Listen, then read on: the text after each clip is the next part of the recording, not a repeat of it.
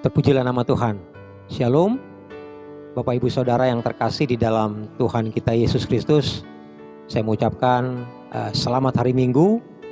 Meskipun melalui ibadah live streaming pada pagi hari ini, tetapi saya percaya itu tidak akan mengurangi semangat kita untuk kita tetap beribadah sesuai dengan arahan pemerintah, untuk kita tetap berada di rumah, bekerja dari rumah, dan melakukan semua aktivitas dari rumah. Dan pada kesempatan pagi hari ini, sebelum saya membagikan kebenaran firman Tuhan, izinkan saya menyampaikan rasa duka cita yang mendalam atas dipanggilnya kepada Bapa di surga Ayahanda terkasih daripada Pendeta Edward Permelai yang dimakamkan pada waktu yang sudah disepakati di Waipia di Maluku Tengah. Doa kami biar seluruh keluarga besar yang ditinggalkan diberikan kekuatan dan penghiburan senantiasa, secara khusus buat jemaat gereja Sidang Tuhan, jemaat kasih karunia. Baik, sebelum kita akan mendengarkan pemberitaan firman Tuhan pada saat hari ini, izinkan saya berdoa terlebih dahulu buat setiap kita. Mari kita tundukkan kepala, kita bersatu di dalam doa.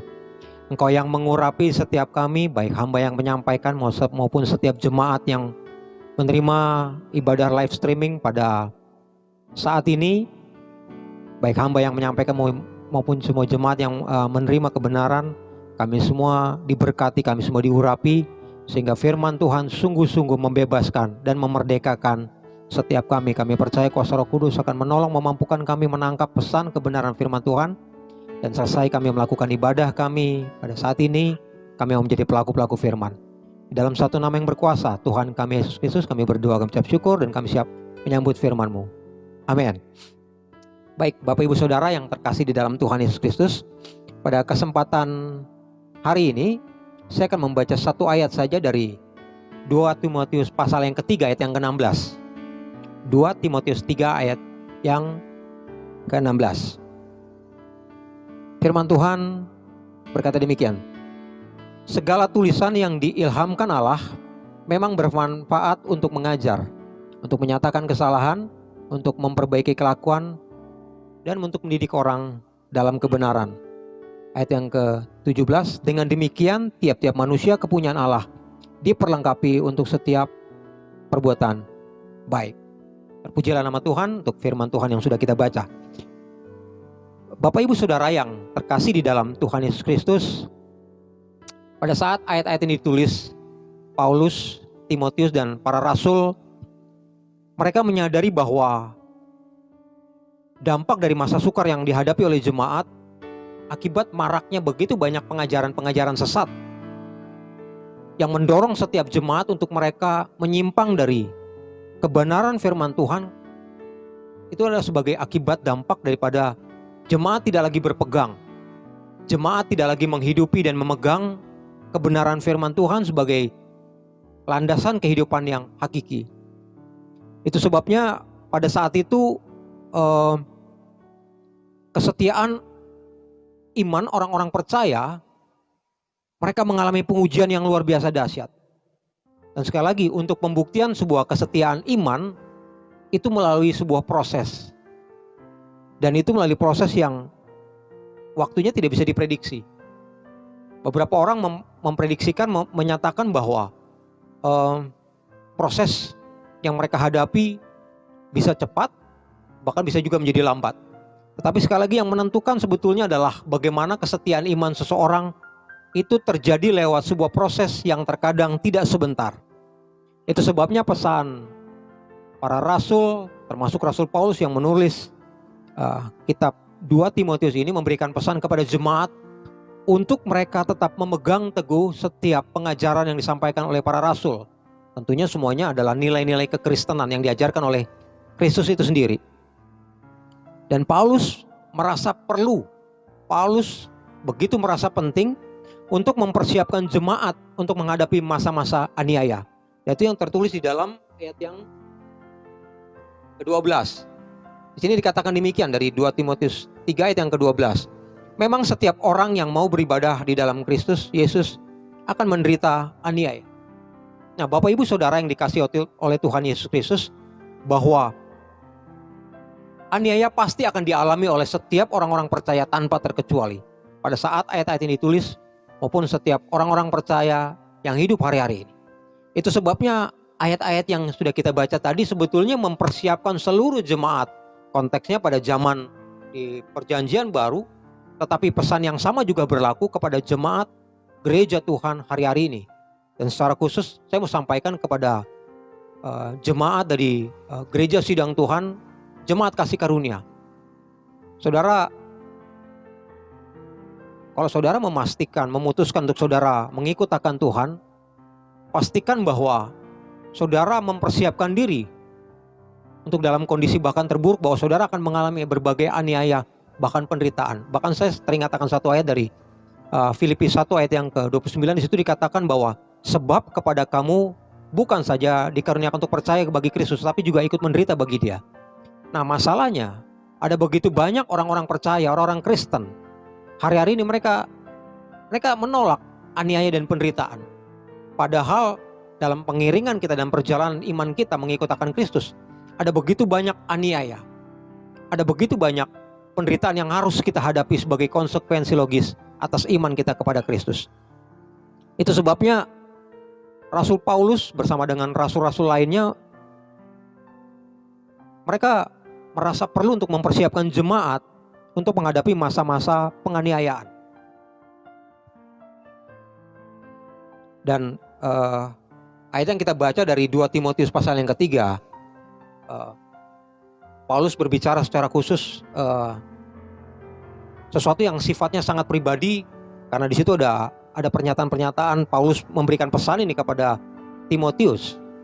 Dikatakan bahwa anakku yang terkasih. Jadi artinya bahwa Rasul Paulus memberikan pesan ini kepada Timotius, juga kepada jemaat yang lain, sebagai sebuah pesan yang sifatnya sangat pribadi. Karena ini sesuatu yang pasti akan terjadi dan mereka perlu mempersiapkan diri. Tidak disangkal bahwa orang percaya membutuhkan figur atau kehadiran teladan iman orang-orang di sekitar mereka. Kalau saya bisa simpulkan dengan kata-kata yang berbeda, bahwa orang percaya mereka membutuhkan suri teladan. Orang percaya mereka membutuhkan figur untuk mereka bisa melihat bagaimana caranya mempertahankan iman mereka di tengah-tengah tantangan, terutama di masa-masa yang sukar. Saudara, rasanya memasuki bulan yang ke-6 ini, kita ada di masa pandemi, meskipun sekarang status kita mulai bergeser ke new normal. Tetapi sekali lagi saudara, 5-6 bulan terakhir ini membuktikan bahwa kita semua mengalami masa-masa yang tidak mudah. Kita semua mengalami masa-masa yang sangat sukar. Saudara harus bekerja dari rumah. Beberapa dari saudara mungkin kehilangan pekerjaan.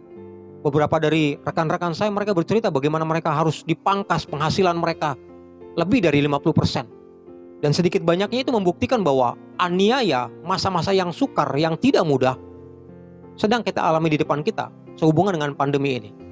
Nah, pertanyaannya kemudian, bagaimana respon saudara waktu saudara menghadapi masa-masa yang sukar, masa-masa yang tidak mudah ini? Itu sebabnya orang percaya membutuhkan figur atau panutan atau teladan dalam mereka menjalani kehidupan iman mereka.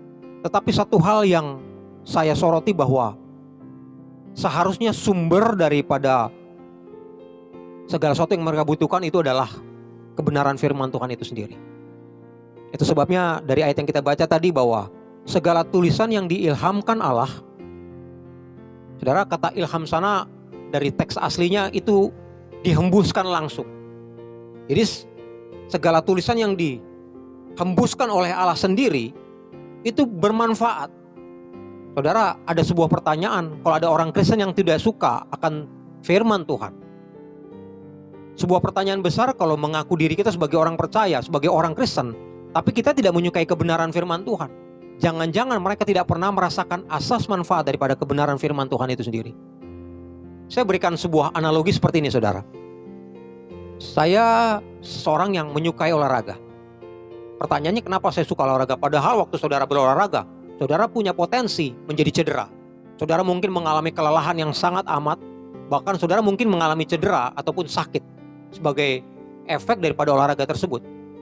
Nah, kalau orang hanya berfokus kepada perasaan-perasaan yang tidak menyenangkan tadi sebagai dampak daripada olahraga, tapi mereka tidak merasakan daripada manfaat daripada olahraga itu sendiri, saya yakin tidak akan ada orang yang mau berolahraga.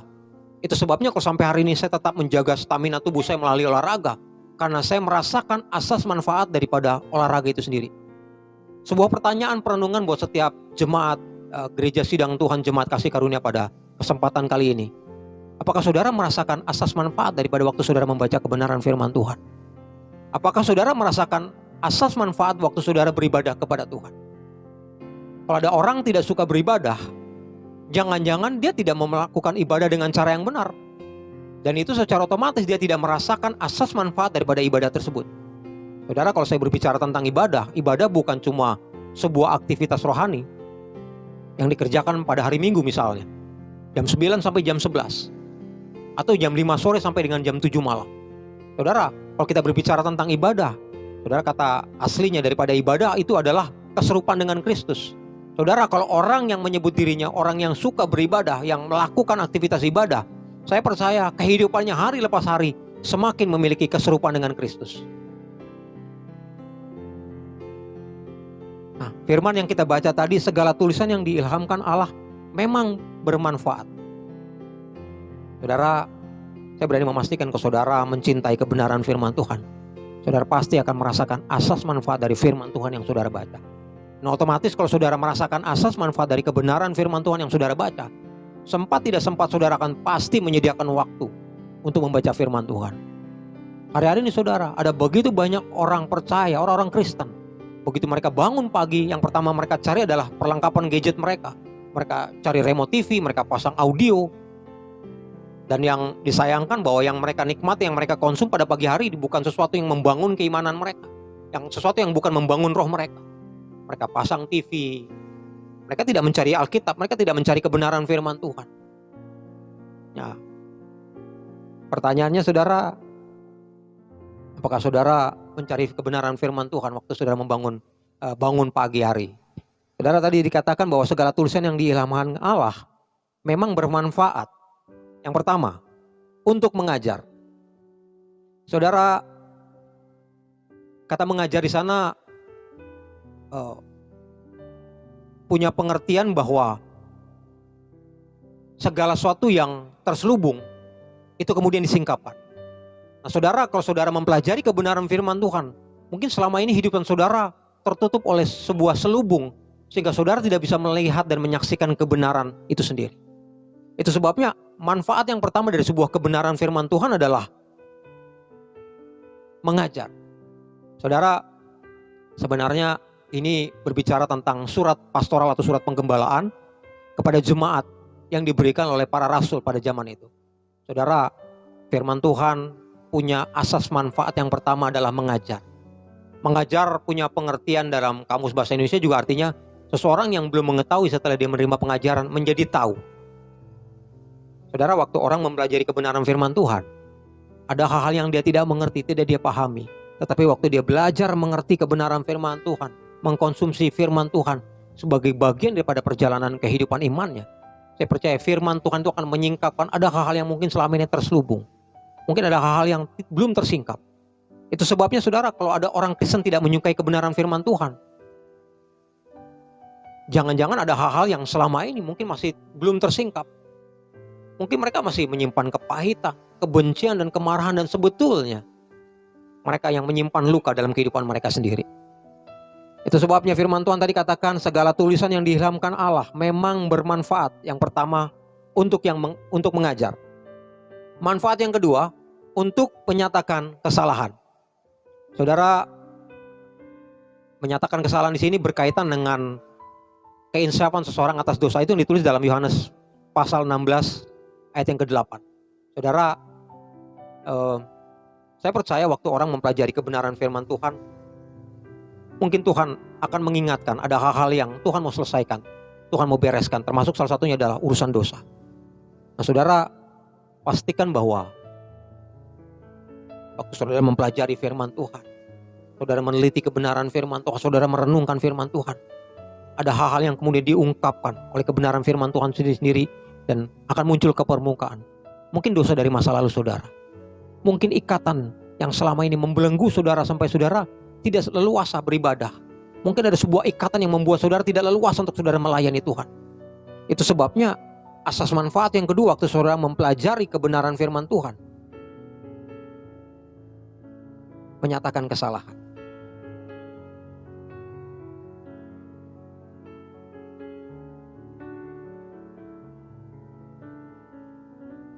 Izinkan Tuhan menyatakan apa yang dia menyatakan melalui kebenaran firman Tuhan pada saat hari ini.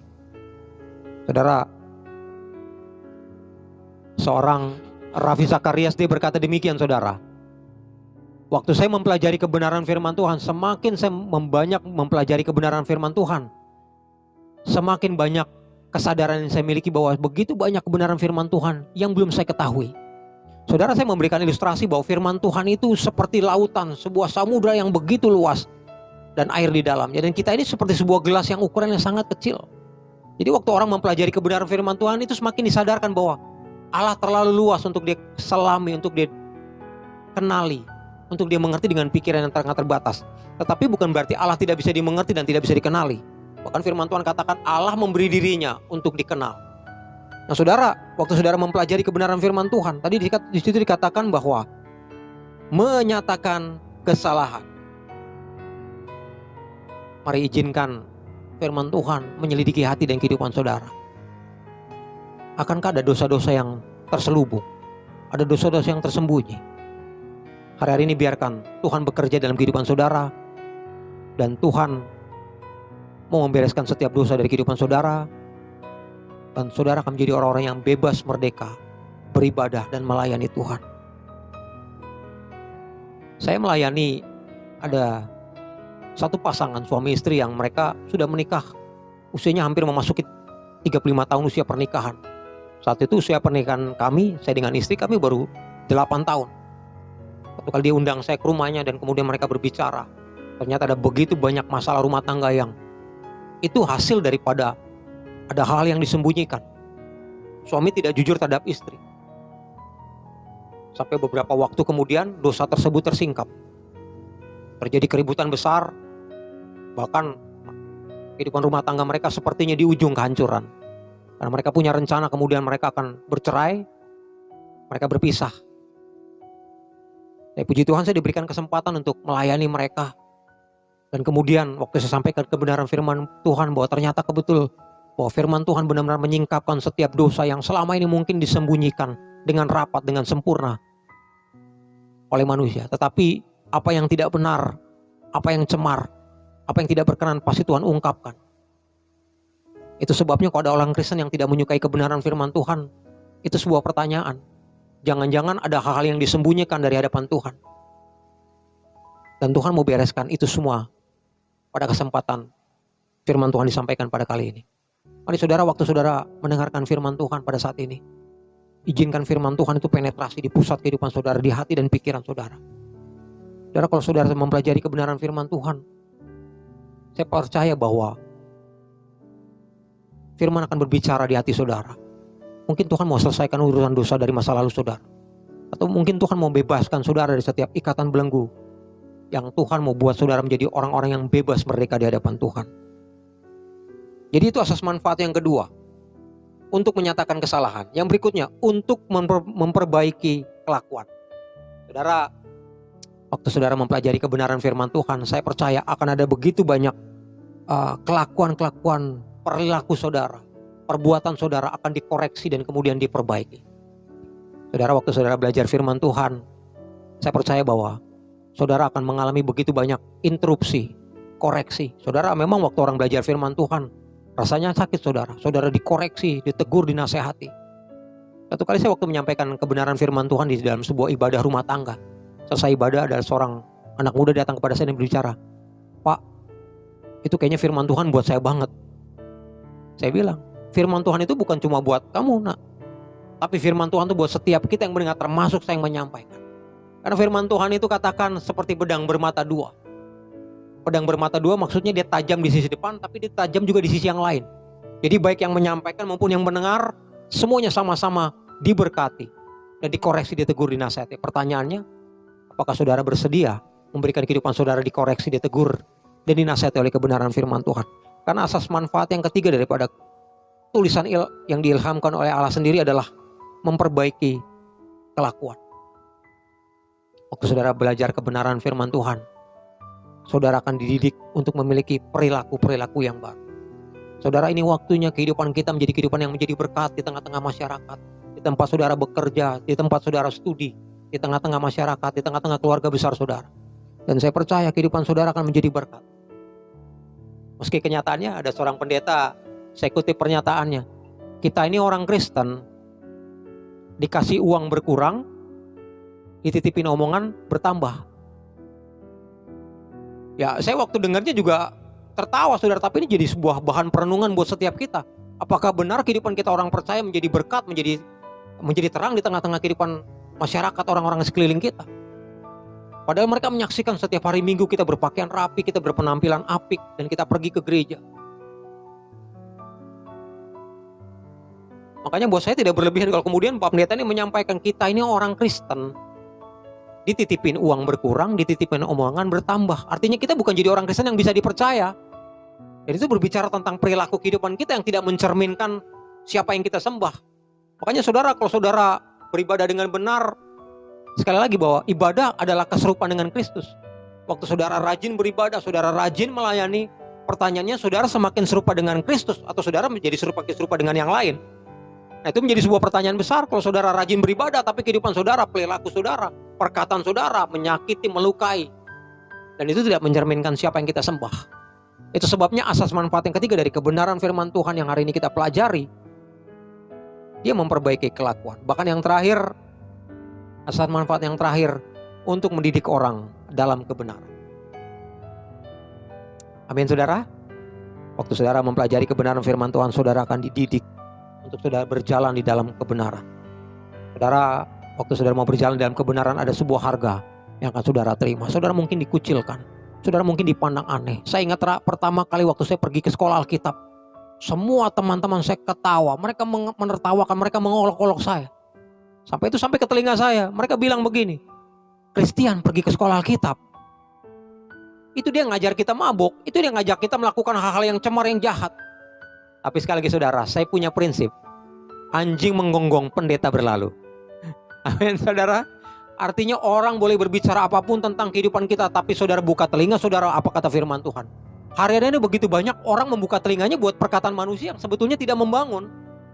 Padahal seharusnya saudara lebih banyak membuka telinga saudara untuk kebenaran firman Tuhan, karena itu yang menentukan dan membangun kehidupan saudara, baik masa kini maupun di masa-masa yang akan datang. Itu sebabnya asas manfaat yang terakhir daripada kebenaran firman Tuhan, mendidik orang dalam kebenaran. Dan waktu saya menyelidiki kehidupan saya, waktu saya berjalan di dalam kebenaran firman Tuhan itu sendiri saudara, saya melihat bagaimana Tuhan bekerja, Tuhan mengubah kehidupan saya, Tuhan menyatakan apa yang menjadi rencananya atas kehidupan saya. Sampai hari ini saya terpanggil, usia pertobatan dan pelayanan saya sampai hari ini, saya memasuki tahun yang ke-23. Dan saya merasakan bahwa sungguh ada sebuah sukacita, kebahagiaan yang tidak tertandingi oleh apapun. Kalau mungkin orang dunia kebahagiaan mereka adalah mereka punya harta, mereka punya jabatan, mereka punya deposito, mereka punya segala sesuatu yang mereka banggakan. Tetapi sekali lagi saudara, waktu saudara berjalan di dalam kebenaran itu sendiri, itu adalah sebuah kehormatan, adalah sebuah kebanggaan. Orang dunia kegemarannya hari ini begini saudara, gemarnya meminta, mereka punya kebiasaan meminta. Tetapi orang yang hidup dalam kebenaran, mereka bukan cuma menerima, tapi mereka memberi. Saudara, biar kiranya kebenaran firman Tuhan pada saat ini boleh menguatkan, meneguhkan saudara bahwa firman Tuhan adalah firman yang hidup, yang berkuasa mengubahkan kehidupan setiap orang yang mau percaya, belajar, bahkan mau melakukan kebenaran firman Tuhan. Dan biar kiranya firman Tuhan pada saat ini boleh menguatkan, meneguhkan saudara, untuk saudara tetap melekat di dalam dasar kebenaran firman Tuhan yang memberikan jaminan buat masa depan saudara, bersama keluarga, pekerjaan saudara, pelayanan saudara. Saudara, hari-hari ini kita hidup di masa-masa yang begitu menggentarkan dan mencemaskan. Dan kalau saudara tidak tertanam di pada dasar kebenaran firman Tuhan, Allah yang hidup, firman yang hidup itu sendiri, saudara akan diguncangkan oleh waktu, oleh zaman, kondisi, keadaan, dan situasi. Saudara perhatikan hari ini, dunia begitu menggentarkan. Beberapa waktu yang lalu, beberapa hari terakhir ini, saya dengar Uni Eropa sudah menyatakan beberapa negara mereka memasuki masa-masa resesi ataupun krisis. Bagaimana dengan bangsa kita? Bagaimana dengan Asia? Bagaimana dengan Indonesia? Tidak ada sesuatu pun yang bisa memastikan, tetapi saya percaya kalau hari ini bangsa ini boleh tetap ada. Saya percaya kan ada gereja Tuhan yang berdoa. Saya percaya kan ada orang-orang percaya tetap berdoa supaya murka ini jangan dicurahkan atas bangsa kita. Kita berdoa biar belas kasihan kemurahan Tuhan. Dan kembali, orang Kristen, orang-orang percaya bisa tetap berdoa bagi bangsa ini kalau mereka tetap melekat pada dasar kebenaran firman Tuhan. Saudara, saya menyaksikan satu jenis pohon bambu yang dibilangnya bambu Cina. Batangnya ramping saja saudara, tidak terlalu besar seperti bambu-bambu lainnya. Tapi saudara, pohon bambu Cina ini saudara, dia diterpa oleh angin tofan yang berat, yang besar, yang keras. Dia tidak akan pernah tercabut daripada akarnya yang melekat dalam tanah. Pertanyaannya kenapa saudara? Padahal batangnya cuma kecil saja. Rahasianya saudara, ternyata bahwa akar daripada pohon bambu Cina ini melekat, tertanam di dalam dasar di tanah di bawahnya, bahkan sampai 20-25 meter ke dalam tanah. Demikian pula setiap orang-orang percaya yang mereka hidupnya melekat kepada dasar kebenaran firman Tuhan, menjadikan firman Tuhan fondasi landasan kehidupan mereka. Saya percaya masa apapun di mana saudara berada, saudara akan tetap kuat. Saudara akan tetap berdiri teguh di atas dasar kebenaran firman Tuhan. Bahkan saudara akan tetap bisa setia dalam melayani Tuhan. Kehidupan saudara bisa menjadi berkat, menjadi terang. Tujuannya cuma satu, supaya nama Tuhan yang dipermuliakan. Biar kiranya kebenaran firman Tuhan pada hari ini boleh memberkati, menguatkan saudara bahwa firman Tuhan adalah benar-benar firman yang hidup, yang memberikan jaminan baik sekarang maupun sampai selama-lamanya. Karena firman itu adalah Allah sendiri. Sekali lagi kita berdoa untuk kita memateraikan firman yang sudah kita baca dan kita renungkan pada saat ini. Kita berdoa. Sungguh kami mengucap syukur Tuhan untuk firman yang sudah kami baca, sudah kami dengar, kami renungkan. Sungguh kami menyadari bahwa Alkitab adalah firman yang hidup. Oleh karena firman-Mu hidup dan berkuasa, kami diberikan jaminan bahwa segala tulisan yang diilhamkan oleh Allah sendiri memang bermanfaat, punya asas manfaat. Untuk mengajar, menegur, mengkoreksi, mengubahkan, mendidik setiap umat percaya untuk kami hidup di dalam dasar kebenaran firman Tuhan. Bahkan firman-Mu sungguh berkuasa untuk memperbaiki seluruh perilaku kehidupan setiap kami Tuhan. Hamba berdoa bagi setiap firman yang sudah disampaikan kepada jemaat-Mu, Gereja Sidang Tuhan, Jemaat Kasih Karunia yang menangkap siaran live streaming pada saat ini Tuhan.